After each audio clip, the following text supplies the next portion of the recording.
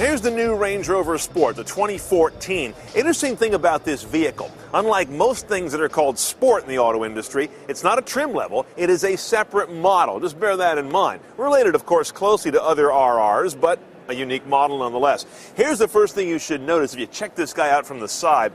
The whole vehicle is 2.5 inches longer. Not dramatic, but the wheelbase between the axle points is 7 inches longer. That's a big difference from one generation to the next. Should give you a lot less overhang, as you can see, and tends to give you better ride quality, even in a vehicle like this that has heavy-duty off-road ability.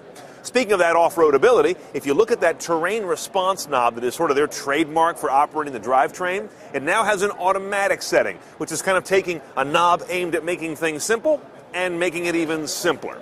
Now, of course, these vehicles are pretty serious off-roaders, in spite of the wheels and the profile of the tires. That means you've got a 2-speed transfer case, Torsen limited slip differential, and now 2 engine choices. A 510 horsepower supercharged V8 that you'd expect in this car. The new one is a 340 horsepower supercharged V6. A nod to buyers' sensibilities today. They want to be a little less hoggish at the pump.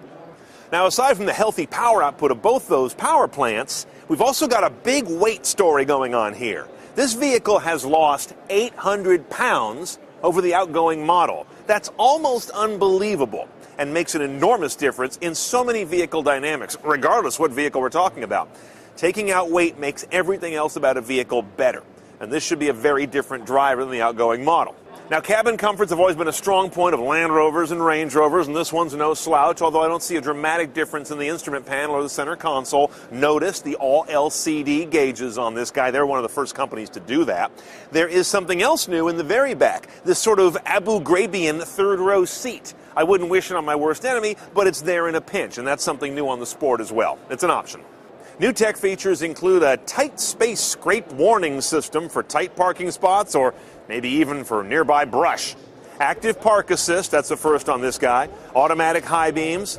Also a traffic sign recognition tech that'll read speed limits or road closure signs, display them on that LCD instrument panel, and even fade them out as you get further away from the sign.